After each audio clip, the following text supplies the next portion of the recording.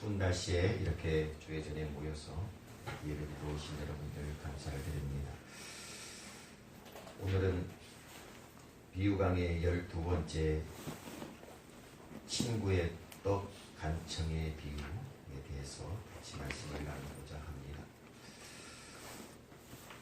여러분, 예수님을 만약에 직접 만나서 한 가지만 가르침을 받기를 원한다면 무엇을 배우기를 원하십니까? 저 같으면 주님께 이렇게 말할 것입니다. 주님, 제가 설교할 때 자주 죽을 쓰는데 어찌하면 설교를 잘할 수 있으니까 가르쳐 주세요 라고 부탁을 드릴 것입니다. 어떤 사람은 이렇게 주님께 부탁하는 사람도 있을 것입니다. 주님, 어찌하면 돈을 많이 벌 수 있을까요? 가르쳐 주세요. 근데 본문에 나타난 제자들은 어느 날 예수님 앞에 나와서 이런 중요한 요청을 했습니다. 주님, 우리에게 기도를 가르쳐 주시옵소서. 본문의 배경을 잠시 살펴봅니다.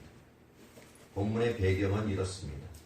누가복음 11장 1절 말씀 한번 보십시오. 아까 읽었지만은 예수께서 한 곳에서 기도하시고 마치심에 제자 중 하나가 여짜오되 주여, 요한이 자기 제자들에게 기도를 가르친 것과 같이 우리에게도 가르쳐 주옵소서. 어느 날 제자들의 마음속에 기도에 대한 갈증이 일어난 것 같습니다. 기도에 대한 목마름이 일어났습니다. 그것은 아마도 예수님께서 기도하시는 그 모습을 보고 그때부터였을 것입니다.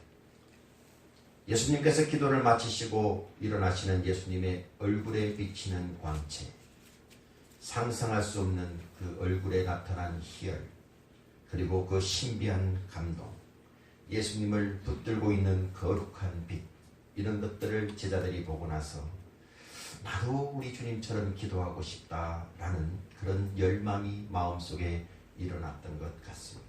그래서 주님께 부탁을 합니다. 주님, 우리에게도 기도를 가르쳐 주십시오. 여러분, 정말 신앙이 좋고 경건하고 진실하게 하나님 앞에서 살아가고 있는, 기도를 열심히 하는 어떤 성도가 여러분 기도하는 그 모습 옆에서 지켜보신 적이 있으십니까? 간절하게 기도하는 그 모습, 그처럼 아름답고 그처럼 존귀한 모습은 없을 것입니다. 제가 휴대폰으로 우리 성도들 가운데 기도하는 모습, 헌금 드릴 때 기도하는 모습, 이런 것을 잘 찍어요. 왜냐하면 그 모습이 너무 아름답기 때문에 그렇습니다. 그처럼 존귀하고 아름다운 모습은 없어요. 기도하는 모습이죠. 화가가 되기를 원하는 두 소년이 살았습니다. 싫어합니다. 그런데 둘이 너무너무 가난해서 대학에 가서 그림 공부를 할 수 없는 처지입니다. 한 친구가 제안을 합니다. 오늘부터 내가 돈을 벌 테니까 너는 가서 공부를 열심히 해라. 내가 학비를 댈게. 그리고 나서 네가 공부 다 마치고 나면은 네가 일하고 내가 공부하면 되잖아. 약속을 했어. 그래서 한 친구는 식당에 들어가서 열심히 돈을 벌어서 학비를 댑니다. 한 친구는 정말 열심히 공부를 합니다. 몇 년 지나고 나서 그가 그린 그림이 서서히 팔려나가기 시작합니다. 졸업을 앞둔 어느 날 이 친구가 자신의 친구 학비를 대던 그 친구가 일하던 그 식당을 찾아갔습니다. 손님도 아무도 없고 저 구석에 의자에 앉아서 이 친구가 기도하는 모습이 눈에 들어왔습니다. 근데 기도 내용을 가만히 들어보니까 자기에 대한 기도예요. 이렇게 기도합니다. 하나님, 내 사랑하는 친구가 어느새 졸업을 합니다. 너무너무 감사합니다. 그런데 하나님, 제가 식당에서 일을 하는 동안 제 손이 망가져서 더 이상 그림을 그릴 수가 없게 되었습니다. 그러나 하나님, 제 친구는 위대한 화가가 되어서 하나님께 영광을 돌리게 해주십시오 라고 기도하는 그 모습을 보면서 눈물을 막 흘립니다. 그러면서 얼른 스케치북을 꺼내서 그 그 기도하는 손의 모습을 그리기 시작합니다. 여러분, 그것이 그 유명한 엘버트 듀러라는 사람이 그린 기도하는 손. 화면 한번 보세요. 이분이 그린, 여러분, 뭐 이게 조형물로 만들어져서도 많이 나오고요. 이렇게 탁상용으로도 많이 나오고 하는 기도하는 손. 여러분, 기도하는 사람을 바라볼 때 문득 나에게는 기도가 메말라 있다, 이런 것을 혹시 느끼지는 않으신지? 그래서 나도 기도를 배우고 싶다. 주님, 저에게 기도를 가르쳐 주십시오. 라는 열망이 생기지 않습니까? 기도해 본 사람들은 압니다. 그리스도인의 삶은 기도로 시작됩니다. 내가 예수를 믿고 거듭난 순간에 우리는 기도 학교에 입학을 한다라는 말이 있습니다. 그리고 그때부터 평생을 통해서 배워야 될 교훈이 바로 기도의 교훈입니다. 본문에서 예수님께서는 이 기도에 대한 교훈을 우리에게 가르쳐 주십니다. 이 본문은 크게 두 단락으로 나눌 수가 있습니다. 첫 번째 단락은 2절에서 4절입니다. 유명한 주기도문이죠. 주기도문을 주님께서 말씀하시고, 두 번째 단락은 5절에서 13절입니다. 이것은 비유죠. 밤중에 떡을 빌리러 온 친구의 비유를 말씀하십니다. 여러분, 이 두 가지는 어떤 관련이 있습니다. 어떤 관련이 있을까요? 자, 처음에 주기도문을 통해서 주님께서는 제자들에게 기도의 내용을 가르치십니다. 우리가 기도할 때 어떤 내용으로 기도할 것인가를 가르쳐 주시고, 두 번째는 다음 비유를 통해서는 기도의 방법을 가르칩니다. 기도의 내용과 기도의 방법, 이 두 가지예요. 오늘 본문에 나오는 것은. 자, 첫 번째 기도의 내용에 대해서 보겠습니다. 먼저 주기도문을 통해서 우리가 배워야 될 기도의 내용이 무엇인가? 네, 기도 많이 하죠. 근데 그 내용은 무엇을 담아야 되는가? 첫 번째 단락은 주의 기도 또는 주기도문이라고 불리는 이 기도입니다. 여러분, 이 주기도문은 우리가 이 기도를 암송하는 데 의미가 있는 것이 절대로 아닙니다. 이 주기도문은 본래 우리로 하여금 암송이라 하라고 주신 말씀이 절대로 아닙니다. 주님께서는 말씀하십니다. 2절 상반절 보십시오. 너희는 기도할 때 이렇게 하라. 기도할 때 이렇게 하라. 주님께서는 기도의 모본을 제시해 주십니다. 이 기도를 통해서 우리는 기도의 진정한 정신과 내용이 어떤 것인가, 그것을 배워야 됩니다. 물론 이 기도 속에는 양식을 달라는 기도도 포함되어 있습니다. 이 기도 속에는 용서해달라는 기도도 들어가 있습니다. 또 이 기도 속에는 시험에서 우리를 보호해주고 승리케 해달라는 기도도 들어가 있습니다. 그러나 여러분, 이것은 주기도문의 초점이 아닙니다. 이 주기도문의 가장 중요한 핵심이 무엇입니까? 그것은 첫머리 부분에 나와 있습니다. 주기도문은 이렇게 시작됩니다. 누가복음에서는 좀 빠진 부분도 있지만 이렇게 시작되죠. 아버지여, 이름이 거룩히 여김을 받으시오며 나라가 임하시오며 뜻이 하늘에서 이룬 것 같이 땅에서도 이루어지이다. 이게 주기도문의 시작입니다. 근데 여기서 중요한, 이 본문에서는 빠져있는 부분이 있습니다. 원문에는 기록되어 있습니다. 여기서 아버지여 이름이라고 했을 때 그냥 이름이 아니라는 사실입니다. 당신의 이름이, 하나님의 이름이, 당신의 이름이 거룩히 여김을 받으시오며 당신의 나라가 임하시오며 당신의 뜻이 이루어지이다. 이 뜻이 내 뜻이 아닙니다. 내 소원이 아닙니다. 우리는 보통 기도할 때 자기의 소원 성취로만 생각합니다. 근데 기도는 당신의 뜻, 주님의 뜻, 하나님의 영광, 주님의 나라, 이것이 먼저 들어가야 된다라는 것을 가르칩니다. 물론 우리는 우리의 소원을 성취하기 위해서 기도할 수 있습니다. 기도에 대한 그런 측면도 반드시 있습니다. 그러나 기도의 중요한 책임과 기도의 중요한 의미와 기도의 중요한 핵심, 기도의 비밀은 하나님의 뜻입니다. 이 하나님의 나라와 하나님의 영광과 하나님의 명예, 이것이 먼저 들어가야 된다. 그래서 우리의 기도가 성숙해지기 위해서는 여러분 기도하실 때 이런 내용들이 포함되어야 됩니다. 그죠? 성숙하면 그래야 됩니다. 저희 집 아이들이 어릴 때요, 자기들 얘기하면 싫어하는데 어쩔 수 없습니다. 어릴 때 백화점이나 가게에 데리고 가면은 겁이 납니다. 왜냐하면 장난감, 먹을 것, 뭐 닥치는 대로 사달라고. 작은 애는 아무 말도 안 하고 눈만 껌뻑껌뻑 그냥 제가 알아서 사주고, 큰 애는 막 닥치는 대로 사줘요.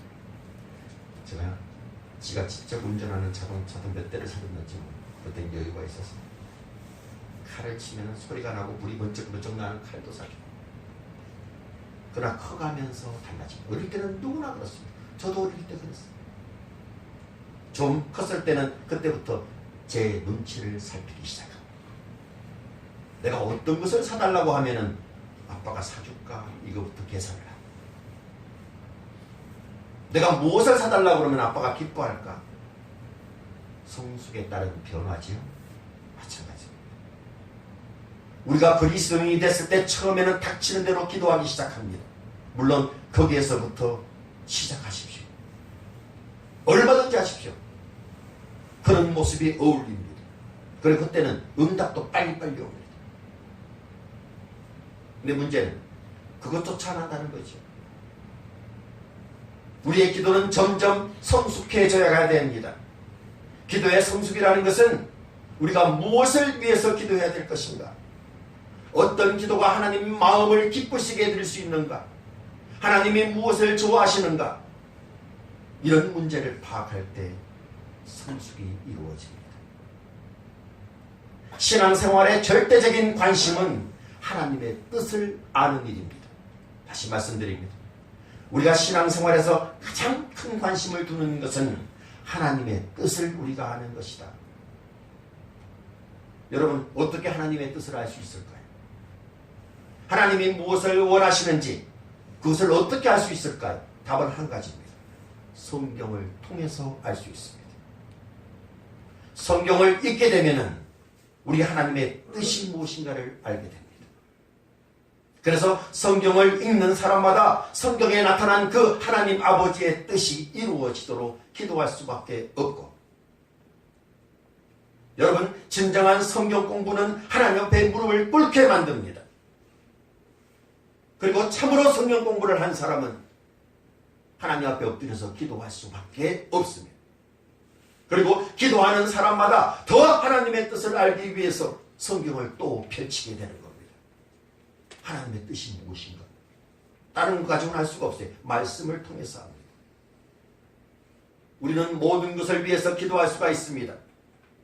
주님께서는 한 번도 기도의 영역이나 기도의 범주를 제한하신 적이 없습니다. 그래서 양식을 위해서 기도할 수 있고, 사업을 위해서도, 가정을 위해서도 기도할 수 있습니다.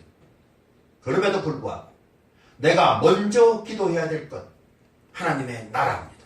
하나님의 명예입니다. 하나님의 뜻, 하나님의 영광, 이것을 위해서 내가 먼저 기도해야 된다. 그것이 성숙한 자의 기도의 모습입니다. 여러분, 선교사를 위해서 기도하십니까? 그 사람이 나와 무슨 상관이야? 혹시 이렇게 생각하십니까? 너희는 땅끝까지 이르는 내 증인이 되라. 이것은 모든 그리스도인에게 주신 하나님의 명령입니다. 그렇다면 저 케냐에서, 브라질에서, 인도네시아에서, 아프리카에서 지금 선교하고 있는 그 선교사들은 나를 대신해서 그곳에 가서 지금 목숨을 걸고 일하는 사람들입니다. 그렇다면 그 선교사를 통해서 하나님의 뜻이 그들을 통해서 이루어지도록 그들을 위해서 기도하는 것이 마땅하지 않겠습니까? 때때로 우리의 기도는 너무 이기적인 태도를 벗어나지 못하고 있습니다. 우리는 하나님의 영광과 하나님의 나라와 하나님의 거룩하신 관심에 초점을 맞춰야 됩니다. 그래서 아버지가 기뻐하시는 바가 무엇인지, 그리고 그 삶이, 그 모습이 우리의 삶 속에 이루어질 수 있도록, 내 사역 속에 이루어질 수 있도록 우리는 그것을 먼저 기도해야 됩니다. 자, 이것을 첫 번째 단락에서 기도의 내용에 대해서 주님께서 말씀하시는 것이고, 두 번째는 기도의 방법이죠. 무슨 비유로 지금 말씀을 하십니다. 어떤 방법으로 기도할 것인가? 응답받기를 원하시죠. 그렇다면 이 방법을 잘 오늘 들으십시오. 밤중에 떡을 빌리러 온 친구의 비유입니다. 한번 봅시다. 주님께서 왜 이 말씀을 하십니까? 이 비유를 왜 하십니까? 기도의 방법을 알려주시기 위해서입니다. 좀 길지만은 천천히 여러분 읽으십시오. 5절에서 8절까지. 5절에서 8절까지 천천히 읽으십시오. 시작. 또 이르시되 너희 중에 누가 벗이 있는데 밤중에 그에게 가서 말하기를 벗이여 떡 세 덩이를 내게 구워달라. 내 벗이 여행 중에 내게 왔으나 내가 먹일 것이 없노라 하면 그가 안에서 대답하여 이르되 나를 괴롭게 하지 말라. 문이 이미 닫혔고 아이들이 나와 함께 침실에 누웠으니 일어나 내게 줄 수가 없노라 하겠느냐. 내가 너희에게 말하노니 비록 벗됨으로 인하여서는 일어나서 주지 아니할지라도 그 강청함을 인하여 일어나 그 요구대로 주리라. 여러분, 이 비유의 초점이 어디 있습니까? 우리는 어떻게 기도해야 됩니까? 두 가지. 기도하실 때 여러분 이 두 가지 꼭 기억하십시오. 하나는 지속적으로 기도할 것. 둘째는 믿고 기도할 것. 이 두 가지 교훈을 전달해 주시기 위해서 이 비유를 주님께서 지금 말씀하셨습니다. 지속적으로 기도하라. 믿고 기도하라. 따라서 하십시오. 지속적으로 기도하라. 지속적으로 기도하라. 믿고 기도하라. 믿고 기도하라. 자, 첫 번째, 밤중에 떡을 친구가 빌리러 왔습니다. 자, 내 친구인데 밤중에 떡을 빌리러 왔다고 거절할 수 있습니까? 예를 들어 볼게요. 지연이하고 은지하고는 친구지. 지연이가 밤에 아무것도 못 먹어서 배가 고파서 은지한테 떡을 빌리러 왔어. 냉정하게 은지가 어쩌 이렇게 얘기할 수 있습니까? 있어요? 거절했다고 가정합시다. 이 친구는 계속해서 문을 두들기면서 얘기합니다. 시끄러워 죽겠어요. 은지야, 문을 열어. 오늘 내가 떡 세 덩어리 없으면 내 생명이 위독해. 나를 도와줘. 라고 문을 계속 두드립니다. 여러분, 그 집주인은 그 요청을 들어주지 않으면 그 친구가 절대로 안 돌아갈 것이라는 것을 알기 때문에 내키지는 않지만 할 수 없어서 일어나서 이 떡을 건네줍니다. 여러분, 이 사건을 이렇게 적용하지 마십시오. 하나님은 굉장히 주기를 싫어하시는 분인데 우리가 막 졸라대면 할 수 없이 귀찮아서 하나님은 주시는 분이다. 잘못된 적용입니다. 이렇게 감동받으시면 안 됩니다. 이 말씀은 예수님께서 이 비유를 말씀하시면서 사람들도 자기의 필요를 위해서 이렇게 하는데 하나님이 어떤 분이신데 안 주겠느냐 이 말이죠. 여러분, 하나님 어떤 분이십니까? 하나님이 억지로 주시는 분입니까? 여러분, 이 말씀이 기억나십니까? 로마서 8장 32절에 자기 아들을 아끼지 아니하시고 우리 모든 사람을 위하여 내어주시니가 모든 것을 우리에게 은사로 주시지 아니하겠느냐. 그렇다면 하나님께서 우리의 기도를 안 들어주시겠습니까? 여러분, 하나님은 주무시는 분입니까? 우리가 한밤중에 기도할 때 하나님을 막 깨워야지 일어나시는 그런 분입니까? 성경은 말씀합니다. 하나님은 졸지도 주무시지도 않는 분이시다. 사람들은 이렇게 해서라도 자기의 필요를 얻는데 근데 우리 하나님은 그 사람들보다 훨씬 더 후하시고 더 관대하시고 그보다 더 사랑이 많으시고 그런 분이 저와 여러분의 아버지입니다. 근데 왜 우리가 기도를 하지 않을까요? 그것이 오늘 본문에서 주시는 중요한 교훈. 어떤 정신당한 사람은 이렇게 말합니다. 한 제목에 대해서 계속 기도하는 건 불신이야. 기도란 한 번만 하는 것이야. 두 번, 세 번 하는 것 아니야. 하나님은 이미 들으셨어. 계속할 필요 없어. 실제로 구원파애들이 이런 말을 잘 들어요. 그렇지 않습니다. 여러분, 기도는 계속해야 됩니다. 사도 바울도 자신의 몸 가시의 제거를 위해서 3번씩이나 기도했고, 예수님도 겟세마네 동산에서 하나님, 이 잔 피하고 싶습니다. 그러나 내 뜻대로 마옵시고 하나님의 원대로 하옵소서 라는 기도를 계속해서 밤새도록 했습니다. 여러분, 중언부언 기도라는 말이 있습니다. 이 중언부언이라는 기도는 같은 말을 또 하고 하는 말이 아니라 마음도 없이 영혼을 담지 않고 중얼거리는 그 기도, 그것이 중언부언이에요. 어떤 기도는 주님께서 들으실 때까지 매달리면서 계속해야 됩니다. 왜 당장 안 주십니까? 그럴 만한 이유는 하나님이 아십니다. 여기서 강조하고 싶은 것은 우리가 지속적으로 기도하고 있는가라는 사실입니다. 그래서 여러분, 밤중에 문을 두드린 친구의 요청을 거절할 수 없다 판단한 이 사람이 할 수 없이 문을 열어서 그 요청을 들어준 것을 주님께서 말씀하시면서 그 다음 구절에 뭐라고 말씀하시는가를 보십시다. 9절 말씀을 한번 읽으십시오. 9절 시작. 내가 또 너희에게 이르노니 구하라 그러면 너희에게 주실 것이요 찾으라 그러면 찾아낼 것이요 문을 두드리라 그러면 너희에게 열릴 것이니. 구하라 찾아라 문을 두드리라 말씀을 합니다. 근데 원문에서는 이 한 가지 들어가 있는 것이 빠졌죠. 계속해서라는 말이 여기 지금 번역이 안 나와 있습니다. 계속해서 구하라, 계속해서 찾아라, 계속해서 문을 두드리라 이 말입니다. 중단하지 마시기를 바랍니다. 계속해서 기도하십시오. 그러면 응답이 될 것입니다. 자, 여러분들이 기도 제목을 내신 2017년도 성도를 위한 기도 44명이 기도 제목을 냈습니다. 여러 내용들이 다 들어있습니다. 중간에 포기하지 마십시오. 저도 포기하지 않겠습니다. 열심히 기도하십시오. 중단하지 말고 쉬지 말고 기도하십시오. 자, 두 번째, 또 하나의 초점이 있습니다. 믿고 기도하라는 거죠. 자, 여러분, 떡 3덩이를 빌리러 온 이 사람과 집주인과의 관계가 뭡니까?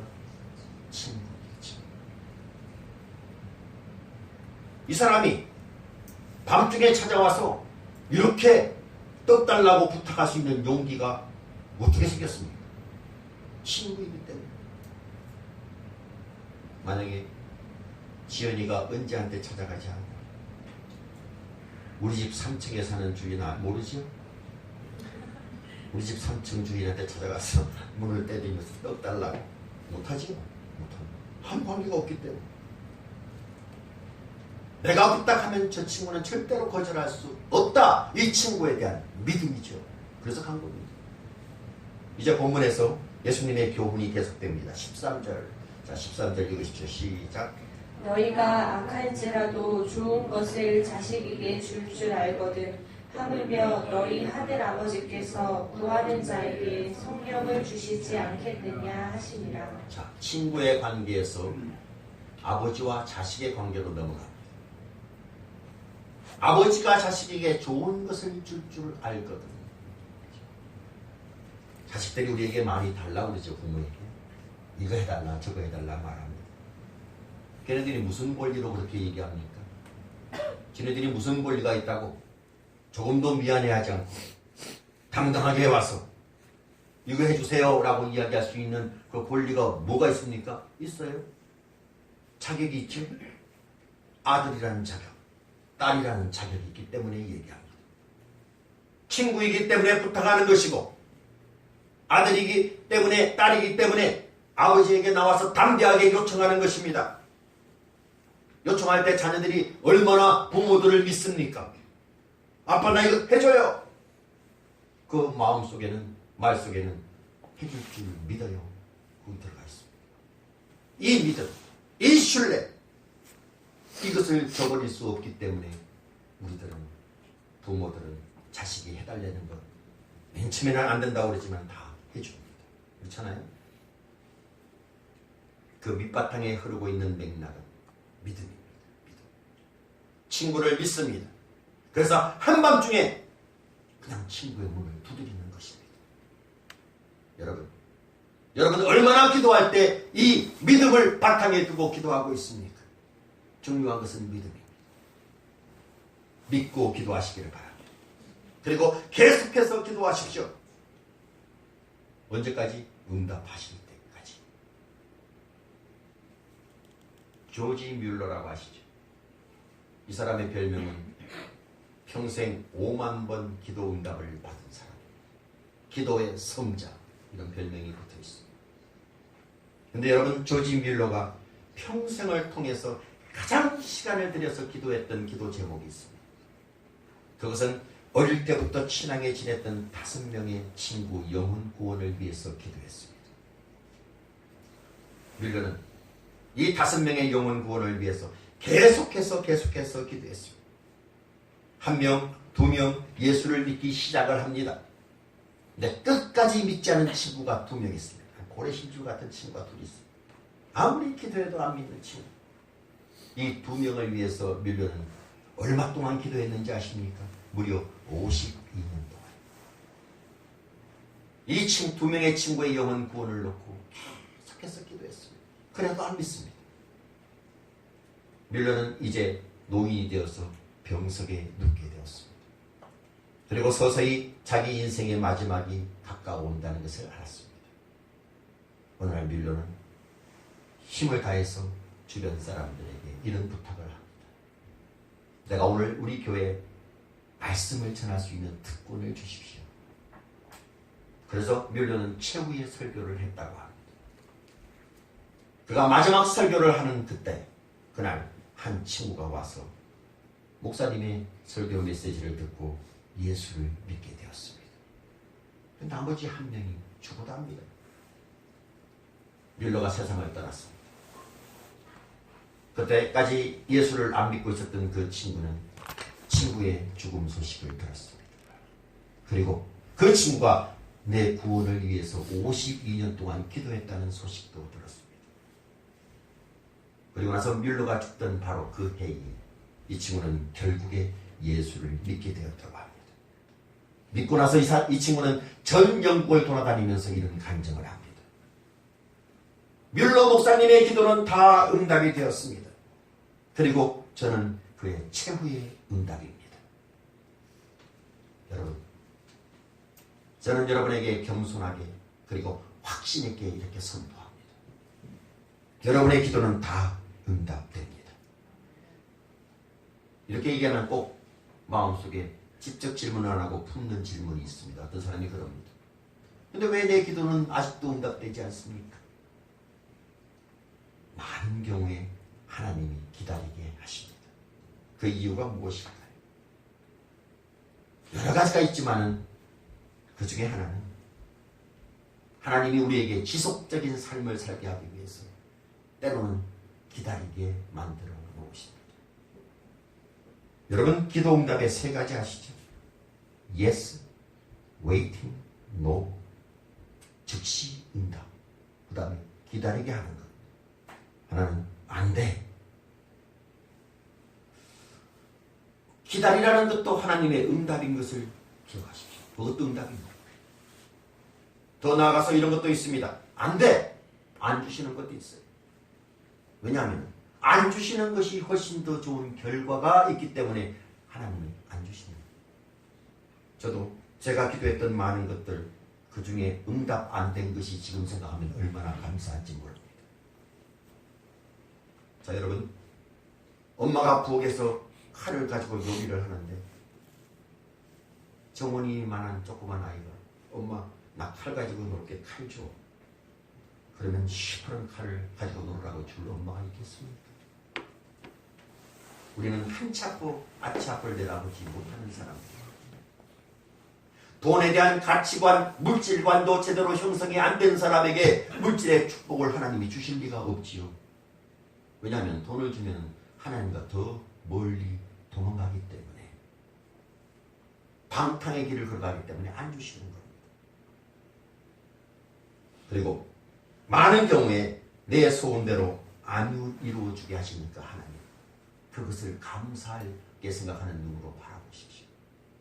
그것도 응답인 것을 기억하시기를 바랍니다. 자, 마지막으로 결론을 냈습니다. 본문의 마지막 구절 조심스럽게 살펴보시기 바랍니다. 많은 부분에 우리가 이 말씀을 읽을 때 이 부분을 놓치고 있습니다. 13절 말씀. 13절 다시 한번 읽어요. 시작. 너희가 악할지라도 좋은 것을 자식에게 줄 알거든 하물며 너희 하늘 아버지께서 구하는 자에게 성령을 주시지 않겠느냐 하시니라. 여기 성령 이야기가 왜 나옵니까? 얼핏 읽으면은 문맥과는 전혀 맞지 않은 내용 같습니다. 갑자기 성령이 툭 튀어나왔죠. 이 말씀은 여러분 우리가 기도하는 것 하나님이 응답 안 해주실지도 모릅니다. 그러나 하나님은 다른 방법으로 응답이 있습니다. 하나님께서 주시는 것이 있습니다. 우리가 기도할 때 성령을 주십니다. 하나님의 영이 충만케 하십니다. 우리가 기도하는 그 순간부터 성령의 역사는 시작됩니다. 내가 어떤 문제를 위해서 기도할 때, 예를 들어서 선교사를 위해서 기도한다고 칩시다. 그 순간 성령께서 일하기 시작합니다. 역사하십니다. 저 아프리카에서 좌절돼서 그냥 주저앉아 있는 그 선교사를 내가 기도함으로 성령께서 그를 일으켜 세웁니다. 즉각적으로 주님은 일을 시작하십니다. 성령은 좋은 것의 근원이요 바로 성령이 하나님 자신입니다. 어떤 사람에게 테레사 수녀에게 와서 이렇게 물었습니다. 도대체 기도한다는 것은 무엇입니까? 이 테레사는 이런 대답을 했습니다. 기도란 하나님으로 내 마음을 가득히 채우는 것이며 기도란 하나님을 알아가는 것입니다. 아주 아름다운 정의죠. 자, 이런 경우입니다. 어떤 사람이 나한테 와서 부탁을 했고 또 내 입장에서는 그 사람에게 부탁을 했습니다. 예를 들어서 취직 부탁을 했다고 칩시다. 한참 대화를 나누는데 결국에는 그 부탁을 들어주지 않았습니다. 근데 대화를 주고받는 가운데 한 가지 수확을 얻지요. 그건 뭡니까? 그 사람에 대해서 거절은 했지만 알았다는 겁니다. 어떤 사람인 것을 알았다는 겁니다. 우리의 기도 제목을 통해서 하나님 앞에 열심히 기도할 때 내 응답은 안 들어주실지는 몰라도 한 가지 수확물이 있습니다. 하나님에 대해서 아는 겁니다. 성령께서 그 시간에 우리에게 들어오셔서 하나님에 대해서 깨닫게 해주십니다. 그리고 교제가 일어나고 하나님의 사랑을 더 체험하고 하나님이 어떤 분이시며 어떤 분인가를 알 수 있는 것 무엇을 통해서? 기도를 통해서입니다. 하나님은 우리에게 성령을 주시죠. 하나님의 심장을 주시는 것입니다. 하나님의 영을 주시는 것입니다. 그 영이 내 속에 들어오셔서 내 영혼을 지배할 때, 내 삶을 지배할 때 하나님과 함께 살아갈 수 있는 희열과 기쁨, 이것이 충만해집니다. 여러분, 기도하십시오. 열심히 하십시오. 내가 기도할 때 하나님께서는 이미 천사를 동원하고 계십니다. 응답을 위해서 역사의 무대를 하나님은 열어가십니다. 여러분, 이것은 기도의 특권입니다. 묻습니다, 여러분에게. 얼마나 기도하시나요? 기도하시면서 하나님 앞에서 하나님을 알아가는 이 기도의 행복 체험하고 싶으시다면 여러분 열심히 올 하나님 기도하는 해가 되시기를 바랍니다. 여기 내신 기도 제목들 계속해서 구하십시오. 믿고 구하시기를 바랍니다. 반드시 가장 좋은 응답으로 하나님께서 축복해 주실 것입니다. 기도하십시오. 저희들의 기도를 들으시는 하나님 아버지, 저희들에게 기도의 내용과 기도의 방법을 가르쳐 주셔서 감사를 드립니다. 올해 주님께 드리는 기도 제목들 모두 응답받는 축복을 허락하여 주시고 이제는 좀 더 성숙한 기도를 주님께 올려드리며 저희들 모습될 수 있도록 축복하여 주옵소서. 자녀들에게 주어진 기도의 특권을 소홀히 여기지 않는 그러한 저희들 되게 하여 주시옵소서. 예수님의 이름으로 기도드리옵나이다. 아멘.